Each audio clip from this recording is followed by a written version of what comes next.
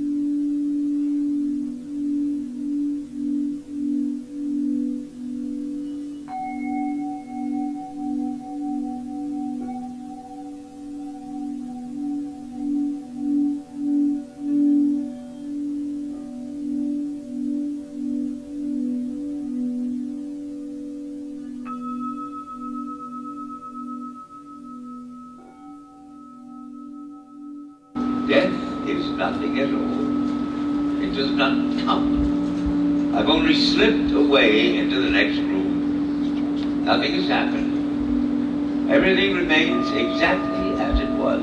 I am I, and you are you. The old life that we lived so fondly together is untouched, unchanged. Whatever we were to each other, that we are still. Call me by my old familiar name. Speak of me the easy way which you always used. Put no difference in your tone. Wear no forced air of solemnity or sorrow. Laugh as we always laughed at the little jokes that we enjoyed together. Play, smile. Think of me, pray for me. Let my name be ever the household word that it always was. Let it be spoken without effect, without the ghost of a shadow upon it. Life means all that it ever meant. It is the same as it ever was. There is absolute and unbroken continuity. What is then death but a negligible accident? Why should I be out of mind? Because I'm out of sight. I am but waiting for you, for an interval. Somewhere very near, just around the corner. All is well. Nothing is hurt, nothing is lost. One brief moment and all will be as it was before. Now we shall laugh at the trouble of parting when we meet again. This is Steve Ross.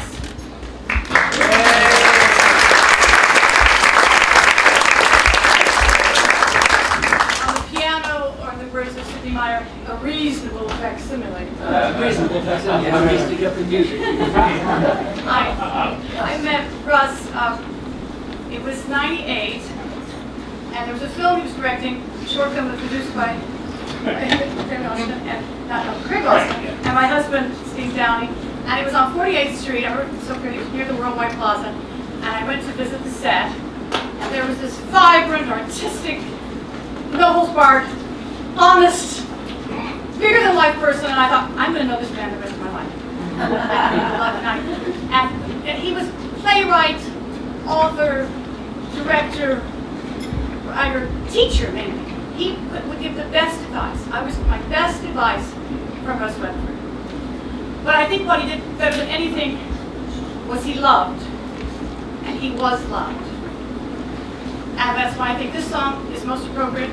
It's music by Addie Feger and words by Danny Apollinato.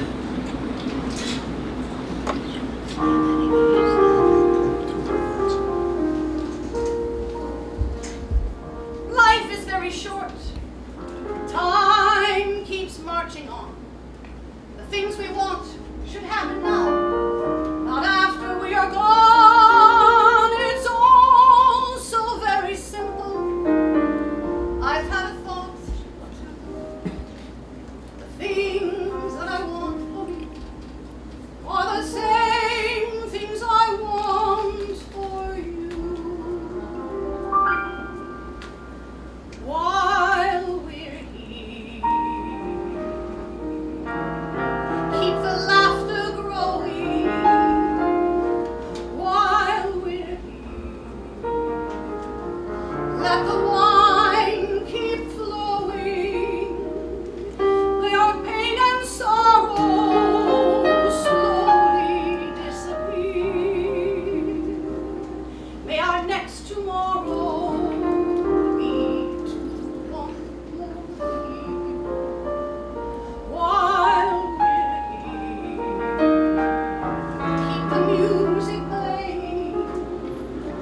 Let us all drown out our fear. And if there's anyone who's crying for us, let them shed that tear. Let those who love us say it loud and clear. And make the one we'll always love appear while we're here. This is by Eric Rudy.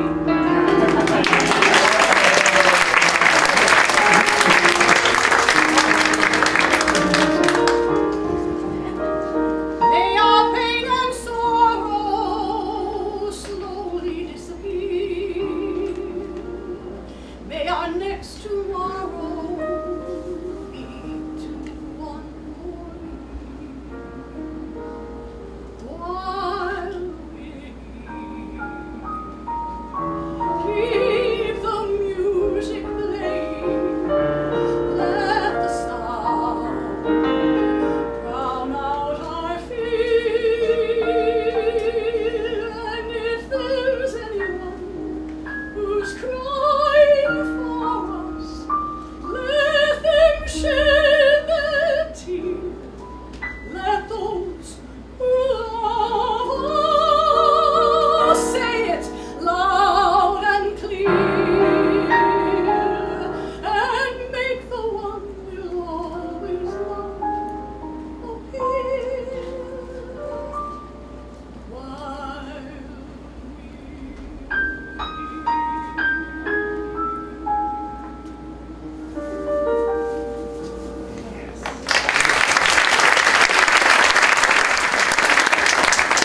Got a long way to go, so hold the pause till the end. Thank you all for coming. It's always very touching. Thank you to Joe Cirola and to Marilyn Henry, who both sent me that opening poem, so beautifully read by Joe Cirola.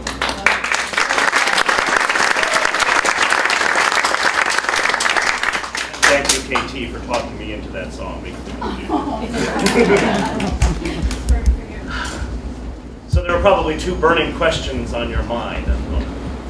One, why on earth did he pick Labor Day for a memorial? And two, what is he wearing? Has he done gone lost his mind? I'll answer the first one. I picked Labor Day because for me, Labor Day is a day of transition. It's a day of endings and new beginnings. It's a day of holidays ending and going back to work, going back to school. And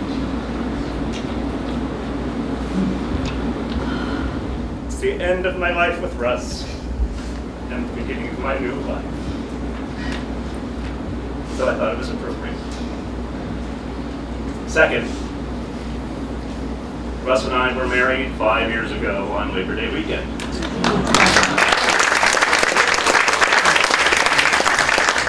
We were married on the 3rd, but I did not want to do it on the 3rd,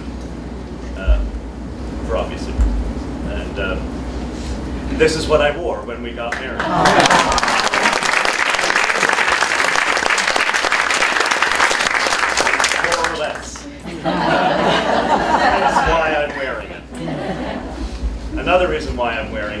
because it's Labor Day and I can't wear white that day.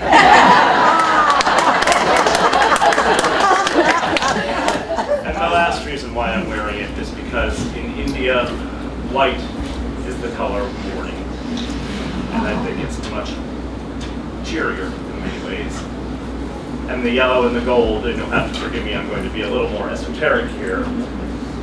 In, I believe it's Hinduism, there are energy centers in the body called chakras. And I found myself asking many times during the course of Russ's treatment, why is he in so much pain? Why does one person have to suffer like that? The only answer that I could find that brings me any comfort is that he was shining so brightly. The third chakra, the solar plexus, is here. Where the pancreas is, where the liver is. It's where his pain was. I feel that his chakras were spinning so fast and so brightly that they caused him pain and they just burned out. Hence the gold. The yellow is the color of the third chakra. I hope you brought your Kleenex. And I have the hanky in every pocket you see. I've said enough. Let's go on.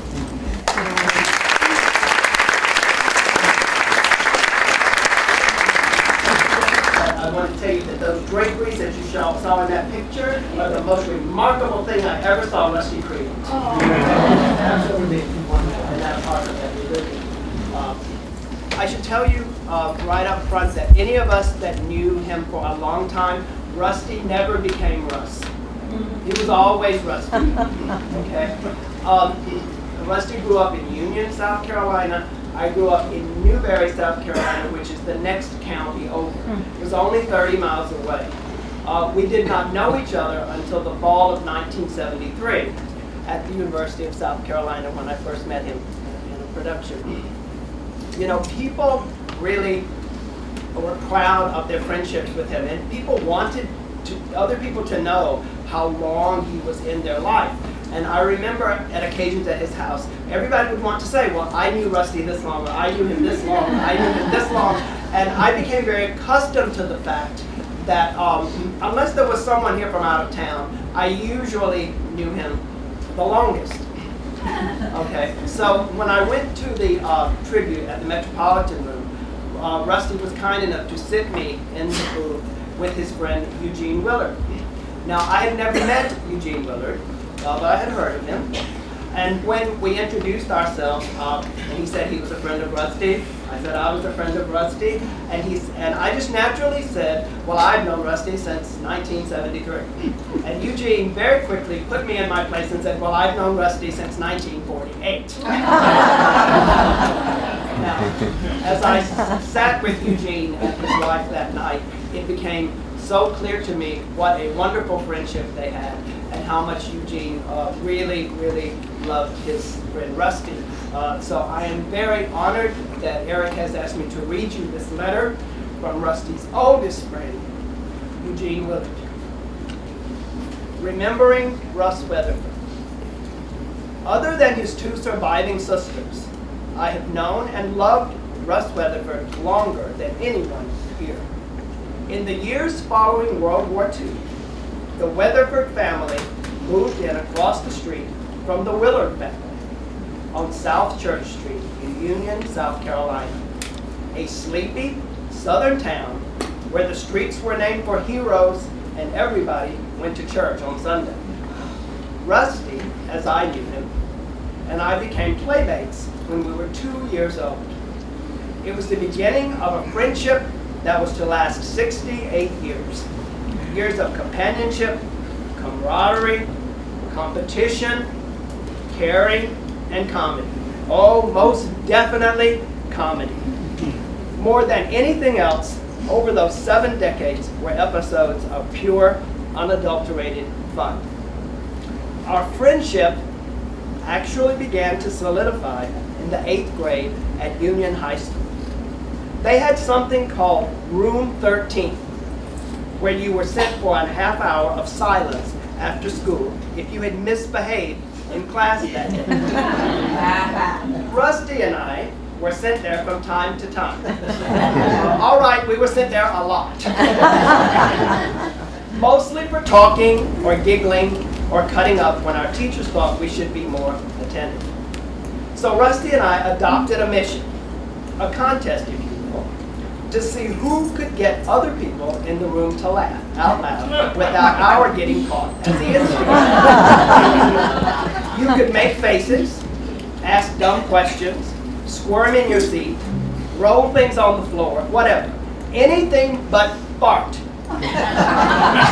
Farting was considered off limits because it was a guaranteed belly laugh. And if you could make the teacher laugh, that was extra points. Rusty won hands down when he went into his Charlie Chaplin impersonation to and from the pencil sharpener.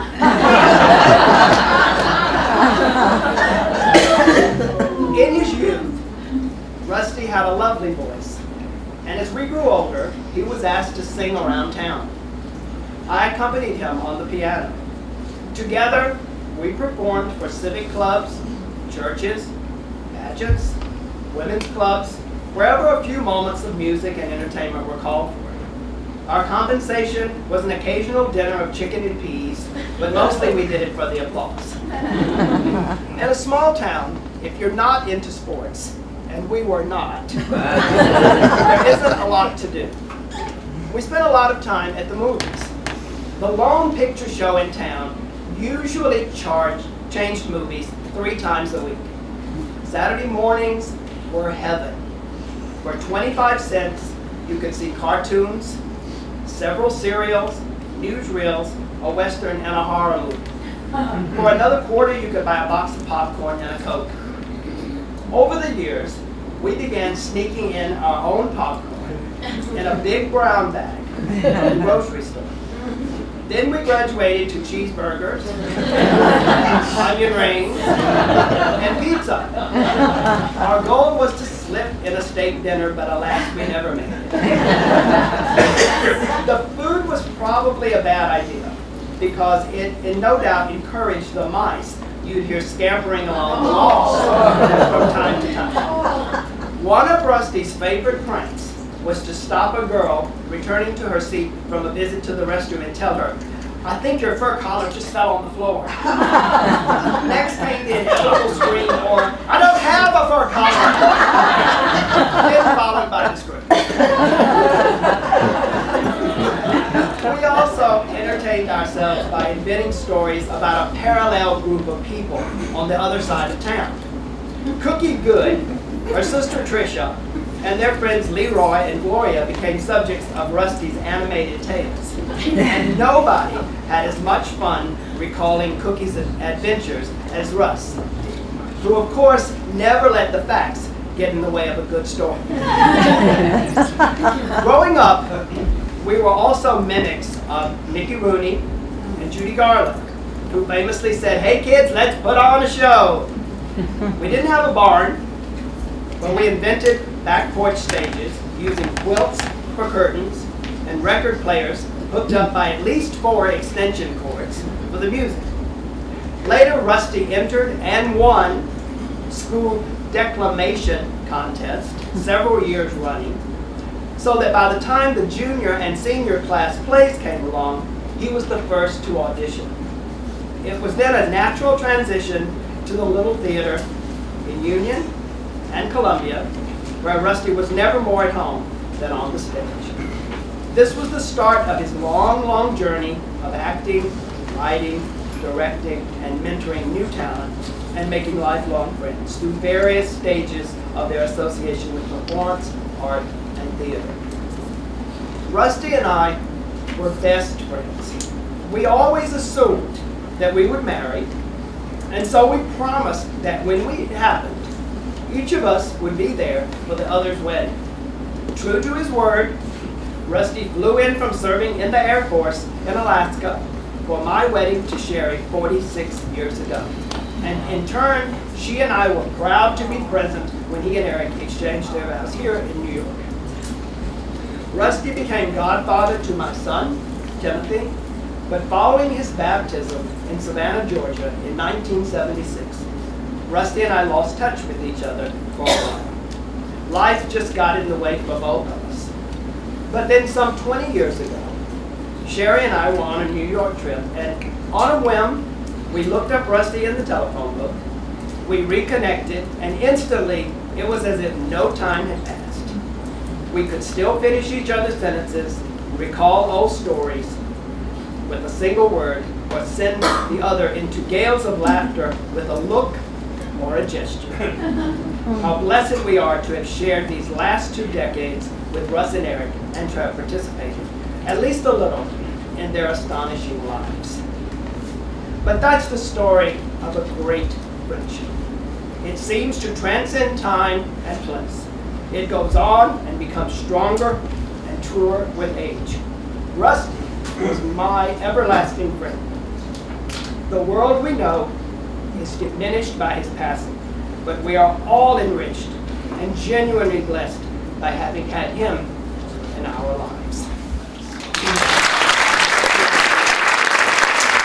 I would just like to say that Eugene very much wanted to be here today, but his doctor would not allow him to travel. He had to have some foot surgery. He has a pin in his foot, and he was not allowed to be in crowded situations or using stairs. So definitely should not be here today. Steve is about to sing a song that Russ always told me was his favorite song. And it was the first song that he ever heard Steve sing. And it started his love of cabaret. And that's why he's about to sing Tuscaloosa Home. Tuscaloosa's calling me, but I'm not going.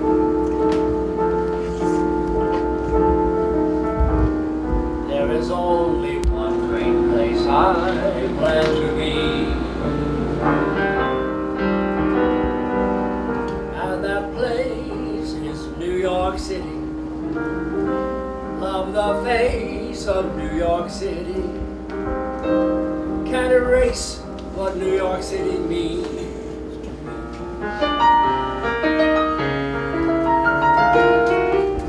Tuscaloosa's calling me, but I say never. Southern trolls and honeysuckle leave me cold. There's no place but New York City for me ever. Took a long time selling me, but now I'm sold. I want to tell you, I will fly to that great city. I will sigh for that great city. I will try for that great city. Every chance I get, I just love to walk on her streets. I love the way they talk on her streets. I love the things they hawk on her streets. So I must forgive. Tuscaloosa's calling me, but I say never. Hummingbirds and old magnolias make me sad. People say it's rough in New York City, too intense and tough in New York City. Well, I can't get enough. Hey, I'm New York City man, man. Tuscaloosa's calling me, but I say never. Let them try, they can't put this city down. There's no place but New York City for me ever.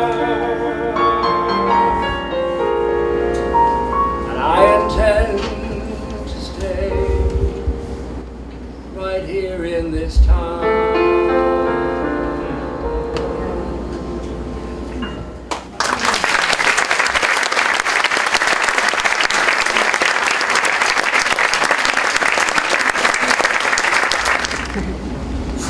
Hi, I'm Lee Christie Smith Cook, and I'm Russ's niece, Johnny Weatherford Smith's daughter. And first, before I start and try to get through this, I have to say thank you. Thank you to all of you for welcoming Russ into your family and adopting him here in New York from us deep in the South. This outpouring of love is overwhelming and touches us deeply. So, his family loved this man. And to our family, Russ was and has always been our amazing gift. And a gift from even before he was conceived. And so, how could he have been a gift before he was conceived, you might ask? Well, Maisie Weatherford, his mom, and my grandmother felt that the best birthday present that she could give her husband, John Russell Weatherford, was a son. And so she knew just when to get pregnant and how to induce labor, drinking a bottle of castor oil. And it would be a baby. Well, her plan wasn't exactly foolproof because she couldn't guarantee that it was a boy or a girl. So she tried once, Geraldine, twice, Johnny Russelin, 3 times, Jacqueline, and finally, the 4th time was a charm. And on her husband's birthday, John Russell Weatherford Jr. was born and was his father's gift, August the 2nd. And ever since, he's remained our family's amazing gift. Rusty, as he came to be known, charmed most everybody, as y'all are well aware. And, well, my mom would say he was unbearably adorable, but stinkingly annoying. As most little brothers are supposed to be. But ever the charmer, Rusty caught the heart of Sarah Jones, the young organist at church. And she saw how much Rusty loved music at an early age. And she lived in this huge, gorgeous house with this big grand piano, and she taught him just a few multiple key chords and said, from that, with your natural ear, you can learn to play anything. And he did, by ear. And he did wonderfully for the rest of his life. Ever, our amazing gift. Rusty was so many things to so many people in our family. He was a brother to 4 beautiful older sisters, Jerry, Joe, Johnny, and Jackie. Jerry, deeply ensconced in Russ's charms and much older, taught him to sing at a very wee little age, and she would take him with her on her singing engagements at college, and she'd have Rusty sing solos or duets with her, and he would garner all sorts of applause and learn to love that well-deserved applause at a very young age, and was hooked. To Joe, Russ was like a son as much as he was a brother. He considered Joe a second mom and always said she really was the one who helped raise him. His sister Jacqueline fondly remembers his love of entertaining, like Eugene said, starting as early as actually age 6. Before he went to grade school, he was writing, directing, producing, casting, staging, costuming plays in the backyard. And he used the monkey bars to hold the curtain, and they had a little playhouse where everybody changed clothes and he staged. And it stuck. She also remembers Rusty being a chef, and a magnificent chef. When he was around 12, every Saturday the family would go off to work, and when they returned at 1, Rusty had lunch. Hamburgers, homemade slaw, handmade French fries, all set on the fully, perfectly decked table. At 12! And to this day, she mostly remembers just how unbelievably delicious it was. He was amazing in the kitchen all his life. And he was amazing at hosting the most glorious events. all his life. He may have sat at a table.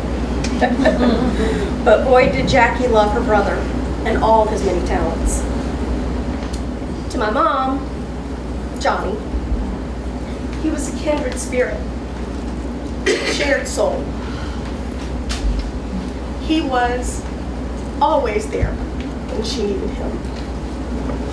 They had Vagabond Christmas in New York is one of her favorite memories.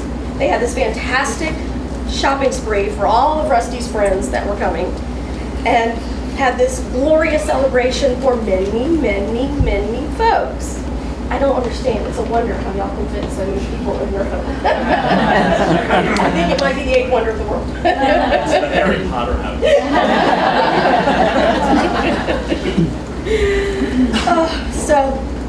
But she so admires and cherishes, lost my place for a second. She so admired and cherished his absolute dedication to making those he loved feel loved and to feel welcome and safe in his home, most importantly in his heart. To so many of us, because there were a lot of us, Rusty was Uncle Rusty, the best uncle. Anna Lindsay, my sister, and her children remember Rusty's humor, as we've discussed, his wit, and just that he was plain out fun. After the incredible 15th birthday dinner Russ and Eric made for her children, Stokes and Taylor, while the kids were clearing the dishes, they learned whether or not they were classy. Big thing to learn. When Rusty asked them, "Is you class or do you stack?" Well, they stack. So. And on that same night, he added to the corruption of minors with Eric by taking them to their first nightclub. Mary Jo. Nothing about it. Mary Jo remembers so fondly Uncle Rusty reading The Grinch at many, many Weatherford Christmases, clad in Santa hat and full theatric mode. He acted and personified each and every character down to Cindy Lou Who. Oh, the facial expressions. I remember sharing the piano bench with him each year as he played Christmas carols by ear. And then 30 years later, my twin 3-year-old boys shared that same piano bench and stared at him in awe, like I always did. Ever the amazing gift. To us all, Uncle Rusty was never one to lack for an opinion or advice. Mary Jo says he was on, this is putting it nicely, he was always one to share his expertise and style with us all. Pick any topic he had opinion, a very passionate opinion. And it was always right. He should have been a lawyer, he could have made millions. Last Christmas, my children had the pleasure of sharing one of Russ and Eric's fabulous meals. It was a blessing. And afterwards, we watched the Miss Universe pageant. And I warned, I don't know if we can watch this with you, because, our goal is to be really, really catty. And Russ goes, "Oh, you're on."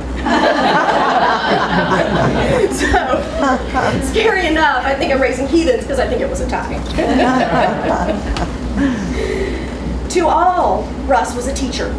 He taught Mary Jo how to make a bed military style and tie gorgeous bows on packages. If you've ever seen his packages, you know what I'm talking about. He taught Beth and Anna Lindsay how to play bridge. He taught me how to memorize lines when I became addicted to theater because of Russ. And my children how to smile for a picture. And to this day, for their endless selfies, they do the breathe in and smile and say hello in your mind.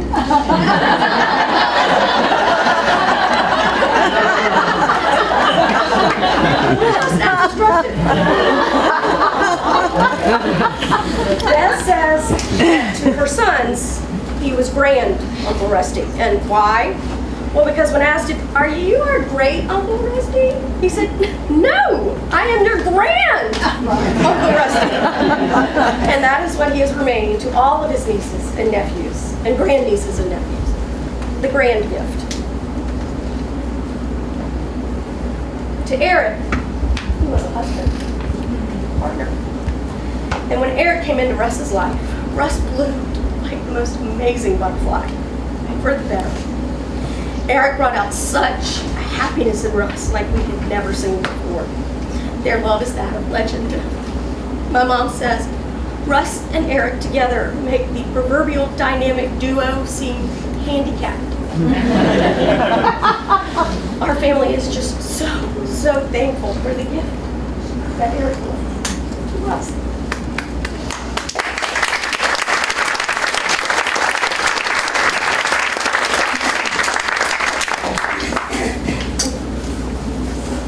Sorry. To me, he was a hero. Forever a hero. In 3rd grade, I was asked to write my very first essay, and the theme was hero. Guess who I chose? To me, he was a genius. He touched me in so many ways, as he did us all. There are just too many to even tell. But I will say that he gave me my love of Broadway, of music, of true talent, of singing, of stories, and of New York.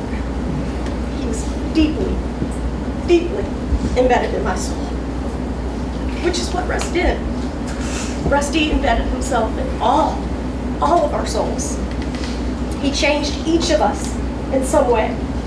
He was full of excitement, full of understanding, full of passion, full of love. Truly so brilliant. He was a force, an energy, an amazing gift. Forever. Our amazing gift.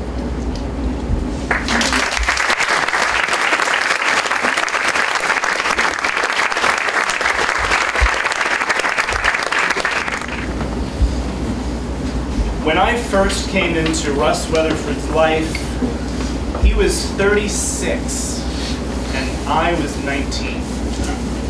Now, before any of you start to do the math and realize that I haven't always been upfront about my age, I don't think an honest tribute to Russ would be possible without full disclosure, because the qualities that Russ always seemed to live by and certainly tried to instill in me were honesty, integrity, and generosity. Russ was the most genuine person I've ever known, for better or for worse, because he would really tell it like it was. But he had such a passion for his beliefs, for storytelling being the oldest form of healing known to man, for his friends, for his family. He had a tremendous compassion and love for the everyman, and especially those who were fortunate enough to be in his inner circle. So, the year was 1983, and I was just enrolling in Tisch School of the Arts at NYU and doing the circuit of auditioning for television shows and commercials and soaps. And a young actor that I had a friend of mine, he recommended Actors in Advertising as the place to go to get the acting training for commercials and television. So I went over the next day and was placed in the soap opera technique class, which was being taught by a brand new instructor named Russ Weatherford. I went the next night, just not sure what to expect, and Russ walked in. Now, he was this extremely dynamic guy dressed in a full white suit. He walked in, full white suit. He had the demeanor and an aura of an evangelical preacher. He started speaking, and I was so incredibly moved. He was so captivating and so inspiring. He spoke about acting and how it was so closely associated with life. He spoke about the meaning and energy required for success in life. So I went up to him after class, introduced myself, and told him that I was so impressed with what he had talked about, and I connected with his message. We quickly became inseparable. I would take his class, and then we would go have drinks at this little piano bar called Waverly, not too far away. Remember that? Right. We both have these long, in-depth conversations about life and acting, energy. He astounded me with new concepts about the everyman, epic beliefs, and our life makes energy that he used to call bass max, and the healing effects of storytelling. It was something I'd never heard before. With all my wonderful teachers at NYU, Russ became my muse. I was in between dorms at the time and not sure where I was going to live. Russ suggested that I move in with him at his apartment on West 43rd Street. He was so incredibly inspiring to me. He was the master idea man. It was like a fountain of ideas and projects, and I was so inspired and blown away with his creativity and his vision. He made me think differently. He made me think better. He made me think bigger. It seemed that nothing was impossible when I was with him. His passion was infectious, and I suddenly found myself in the position of helping him write, plan, produce as many of these exciting projects that he had in his seemingly unending, vast creative mind. So soon there was such a demand to take his class that there was this huge waiting list. He was that successful. Out of the 17 instructors at Actors in Advertising, Russ single-handedly brought in 60% of the school's income.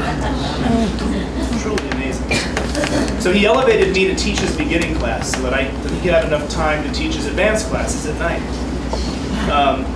We had many famous students that became famous stars. Like, for example, I'll never forget the day that Eric Roberts walked into class, and he told us that his sister Julia wanted to be an actress. Eric said he wasn't sure if she had any talent or not, but he sent her to Russ. And Russ placed her in my beginning class, along with Seal Award and a 15-year-old Debbie Gibson.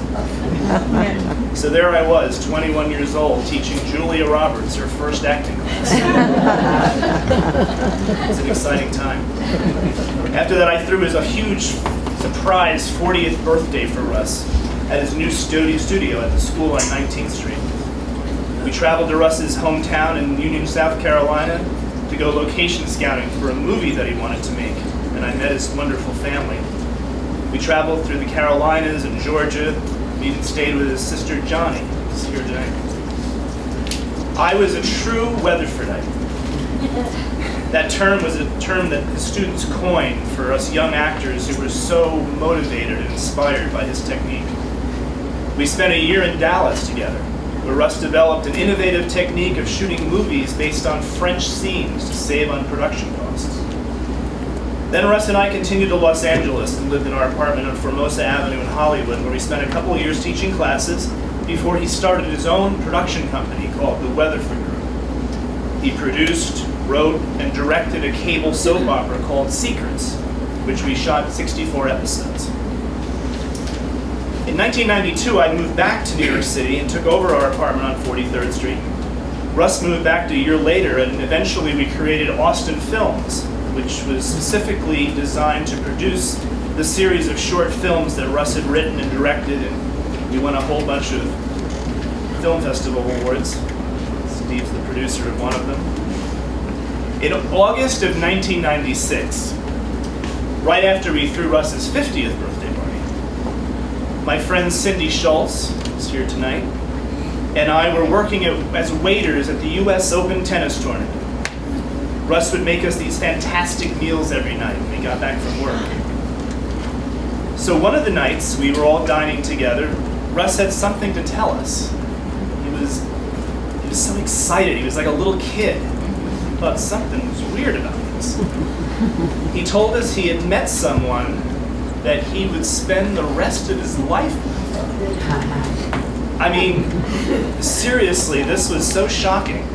Cindy and I were a little surprised, to say the least, and it was so unlike Russ to say something like that. This incredible man, of course, was Eric Rubin, who the next day Russ brought in to meet us.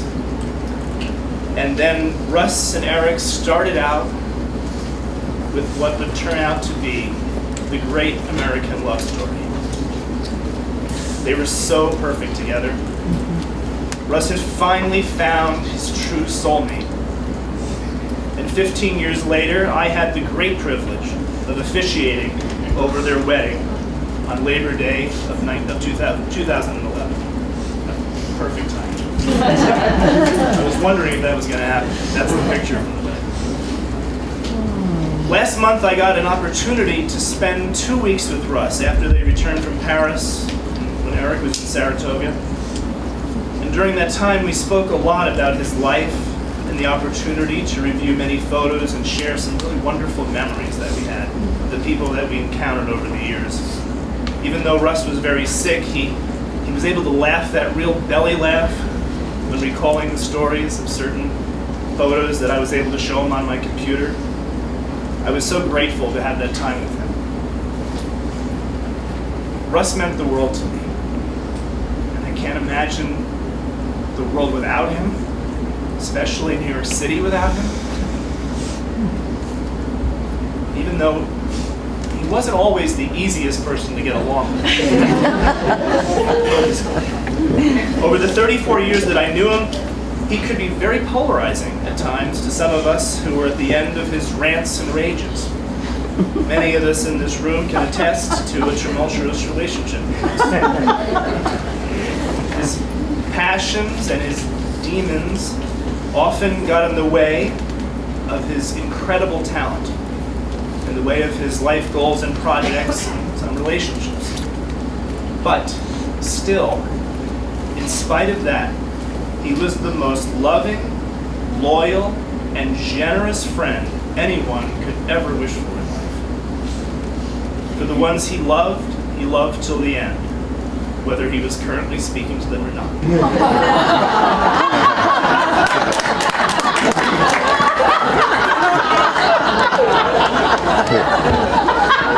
Russ was a tremendous force that shaped so many of our lives.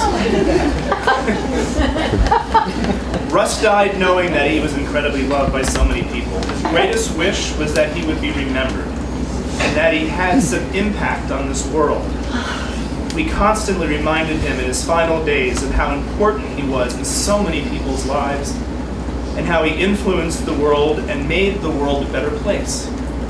His generosity of spirit, his vision, his passion, his ability to think big, his belief that storytelling was the oldest form of healing known to man, are all things that we can carry with us as a true testament to the life that he lived for the people he loved.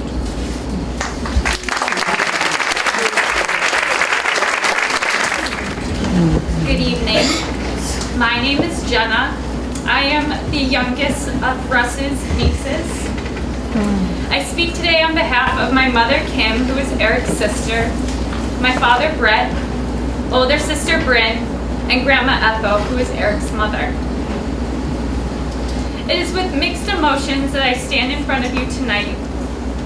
While I'm filled with grief and sadness following the loss of my uncle, I'm also overcome with gratitude and appreciation to have known a man so loved and admired. Russ led a life of passion, truth, and vitality. He traveled the world and was a renowned actor and prominent figure in the cabaret scene, where he dedicated his life and his craft and offered guidance as a teacher and mentor to those he loved. I believe, however, Maya Angelou said it best, quote, "At the end of the day, people won't remember what you said or did. They will remember how you made them feel." Eric and Russ surrounded themselves with family and friends from all walks of life, and you have all shared the innumerable memories of the ways Russ touched and moved you. One of my fondest memories of Uncle Russ was when he taught me about the art of script writing. I believe I was 12 at the time. While I don't remember many of the technicalities, I do remember the passion and excitement that filled Russ as he spoke about the topic. It was at that moment that I hoped I would find something that made me that excited to wake up in the morning. It turns out script writing wasn't it, but I have found my own passions that inspire me and make me feel alive, and I owe that revelation to Uncle Russ. Russ's other passion was my Uncle Eric. I've never witnessed a love so deep and complete. And again, while the details and specific instances fade with time, it was the happiness and devotion that you felt in their presence that makes me hopeful I will find someone who loves me half as much as Russ loved Eric. While this revelation is still a work in progress, I know Uncle Russ is looking down on me, guiding me towards a proper Southern gentleman. Russ's spirit was infectious, and I think that speaks for itself from the outpouring of love and support following his death. I invite you to focus on how Russ made you feel as the years continue on in his absence. Details of memories will fade over time, but the memory of Russ's energetic and charismatic spirit will live on in the countless hearts of those he and Eric loved and befriended. Thank you.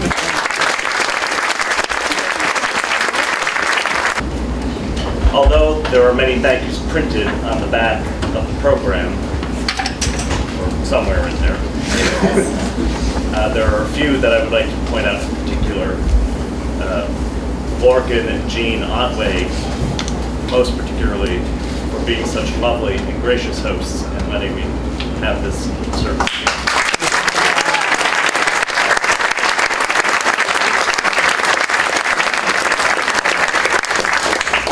These two boys, David Austin and Malari Cole, thank you, whispering the prompters, for the lovely slideshows. A few technicalities today.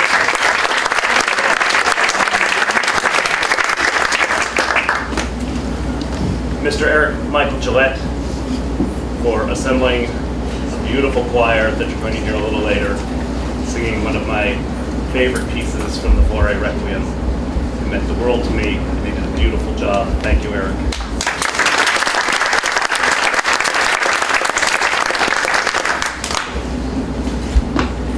Now I'm going to take a page out of Russ's book for a moment and make this not about him, not about me, but about somebody else. Like he did on his night at the Metropolitan Room when he received his This Is Your Night award, and he surprised me with this painting, painted by our dear friend Crystal Ibsen. And he turned that night into something about me. I've heard throughout the time that I was taking care of Russ how extraordinary I was and the extraordinary things that I was doing, and et cetera, et cetera, et cetera. And I say to you, I'm not extraordinary at all. I did what I would think any of you would do for someone you love. But I would like you to meet some extraordinary people. And I'm going to bring them up on stage and embarrass them. Carla Belicio, Harrison Cole, and Craig Austin.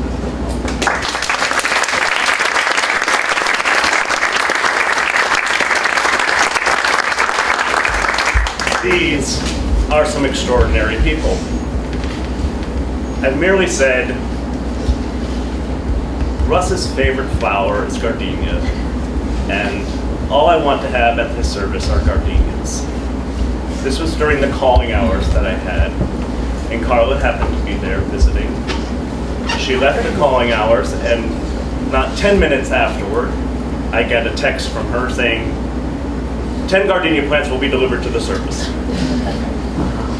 I didn't even have to think about it. A selfless act, extraordinary.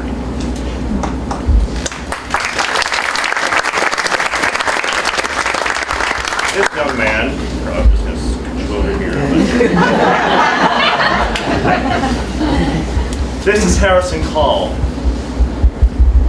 Harrison Call is one of the dancers with New York City Ballet. He surprised me one night up in Saratoga by calling me down to stage, pretending that his zipper was broken on his pants, to present me with a gift from the company that he had coordinated. Once again, coincidentally, I casually mentioned that Russ was ill, and it so happened that Harrison's dad was ill with the same disease. We bonded over that, and Harrison was talking about how helpful it was for him to have 24-hour care toward the end. And I casually mentioned to Harrison, well, it's a matter of the money. It's expensive. Didn't think anything of it. He sent out an email that started with just the men's corps. Then it went to the ladies' corps. Then it grew to the principals. Then it went to the entire company. And he presented me with this check that the company had collected. And I was able to get care for Russ because of him.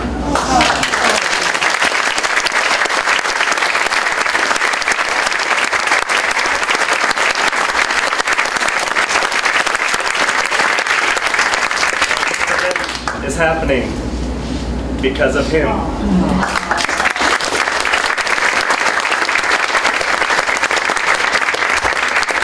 That is extraordinary. This man, Craig Austin, is a beautiful man. I could not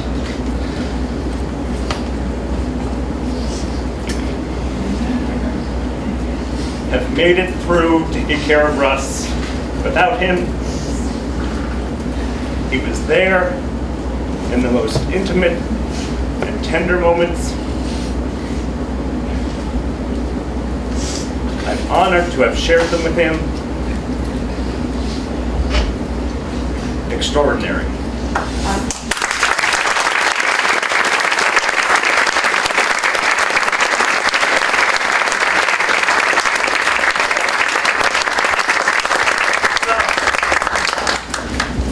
How do you say thank you for something like that? I have been struggling with this for a while, and I finally came up with this answer. Today, I was talking to my mother this morning, and we were saying to each other, how on earth are we going to get through this day? And I said, we'll get through it. We'll get through it. We might be a little soggy, but we'll get through it. I forgot to mention that the four of us also have something in common. Carla's mom died from pancreatic cancer. Craig's dad died from pancreatic cancer. Harrison's dad died from pancreatic cancer. Supposed to be rare. I don't believe it. So anyway, back to my thank you. Here we go. This is the only way I could think of. If you know it, join in on the repeat. I may need a little help from you before then. We'll see how far I get. There we go.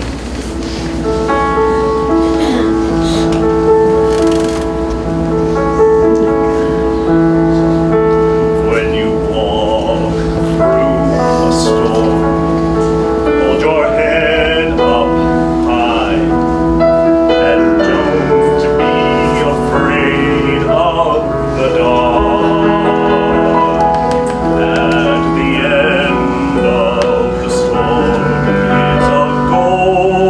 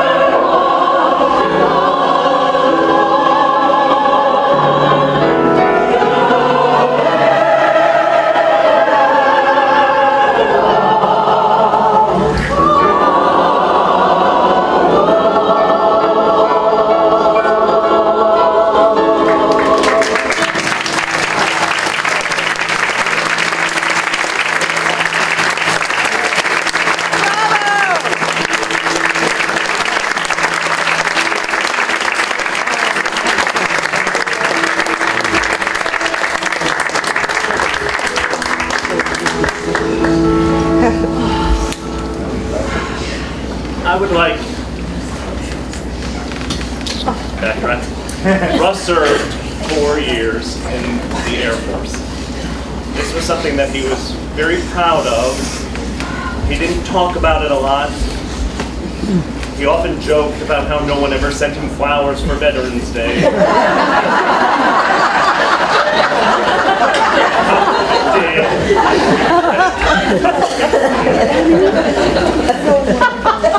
And he had wonderful, wonderful stories about his dog Frosty and his time in Galena, Alaska.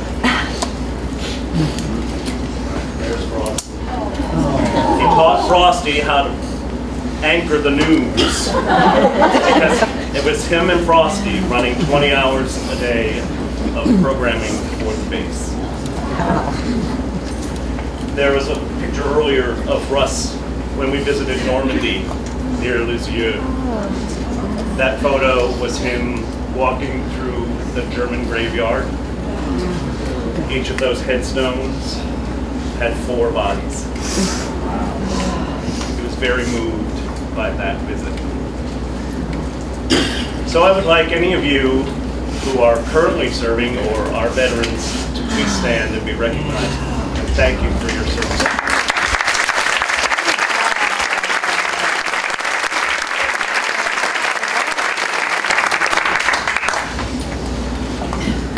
During this next piece of music,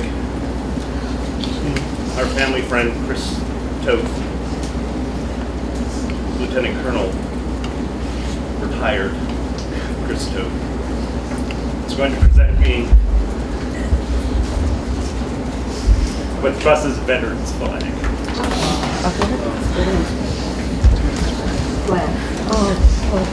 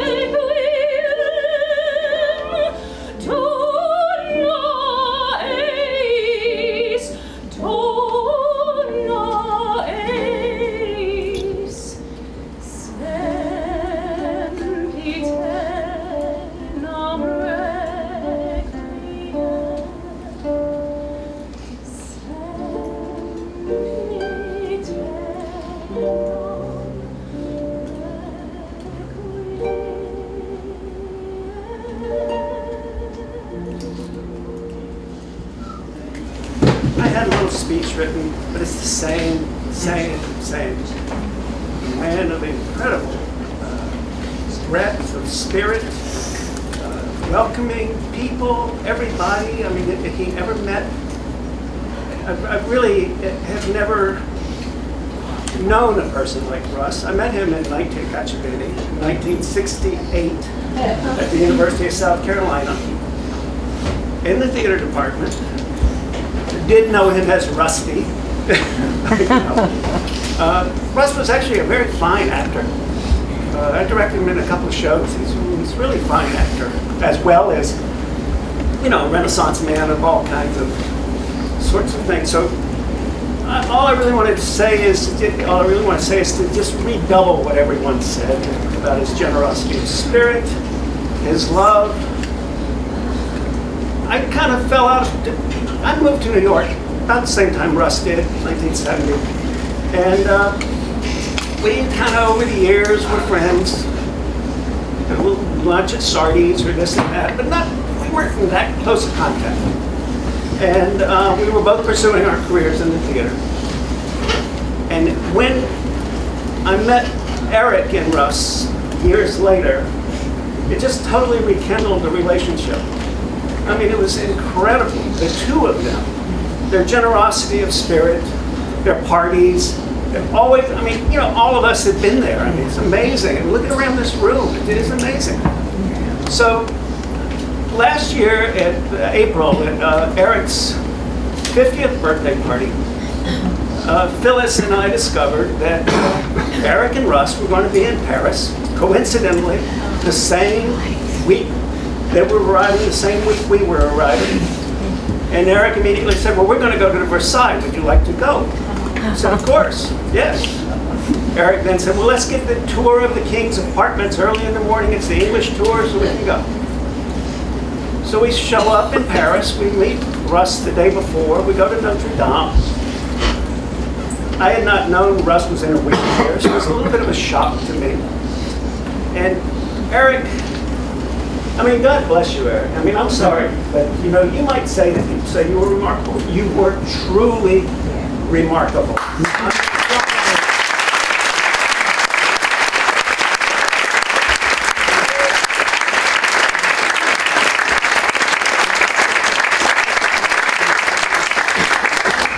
Through the rain in Paris, push on the cobblestone streets in Paris, push over the rocky ground at the, Versailles.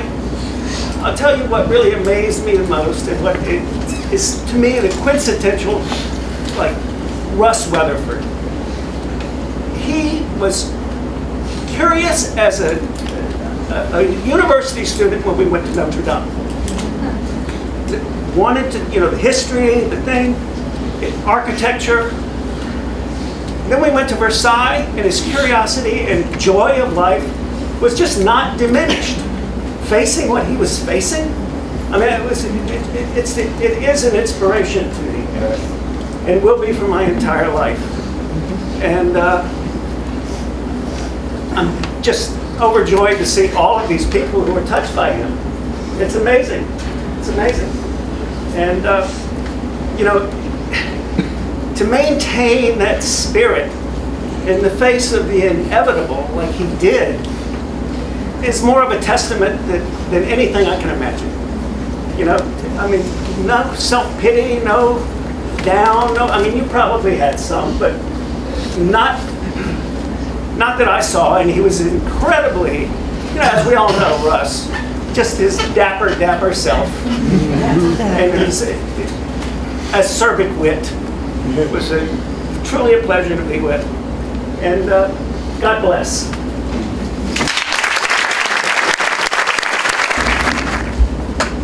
I left someone out of the thank yous. Mr. Richard Spendio. Richard played for our wedding 5 years ago.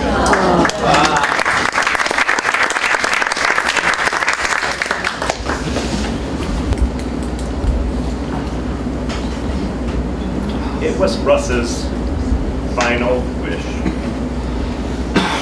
for me to have a gathering with all his friends, for all of us to celebrate him and enjoy him And then at the end of the gathering, the instructions were that everyone was to get a little Tiffany box and take some of his ashes. Take them to your favorite place, a place that might remind you of Russ, that you loved, that he loved, and let him go. So that's what we have.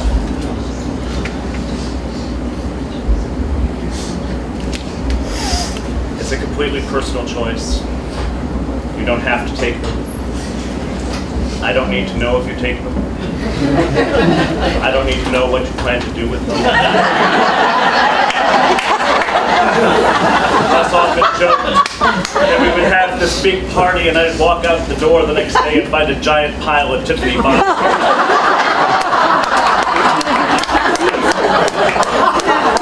I don't think Morgan would appreciate that. If you take them with intention. There's not enough for everyone to take one, so if you don't want to take them, please don't. I got as many as I could.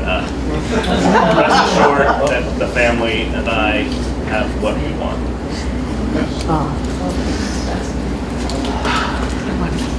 You'll notice that I have not talked about my relationship with Russ, because how do you put 20 years of a relationship into a 5 or 6 minute speech? You just can't do it. So, did this instead.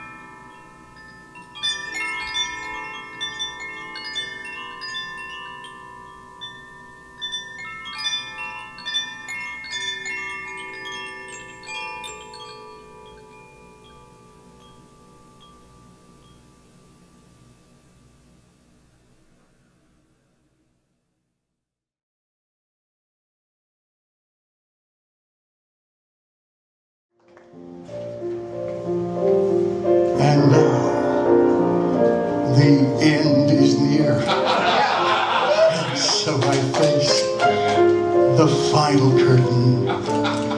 My friends, I'll state it clear. I'll state my case, of which I'm certain.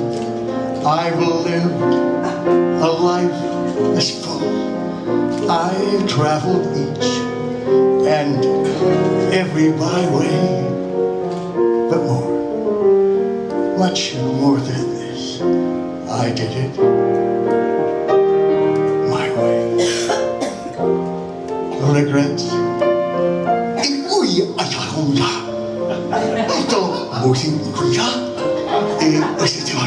Carry on twice a week. 结束了，比赛看到。哦，小张提到一个啊，哎，小张，可讲一个哦，你啥的？哦，我跟你说啊，我啥的搞啊。Much, much more than this, I did it my way. Now there were times, I'm sure you knew, that I bit off more than I could chew. But through it all, when there was doubt, I ate it up and spit it out. And through it all, I stood tall and did it my way. I've loved, I've laughed, I've cried. I have had my share of losing.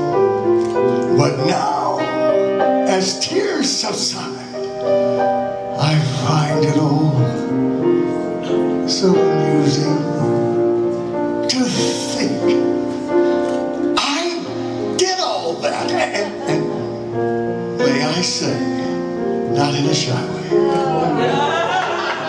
Oh no, not me. I did it my way. For what is a man? What has he got? If not himself, then he has not to face the world as one who feels, and not the world as one who kneels. The records show.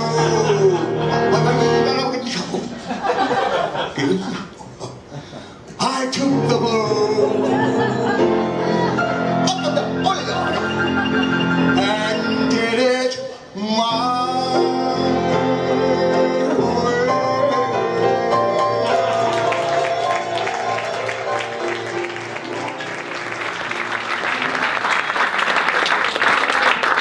Thank you all for coming.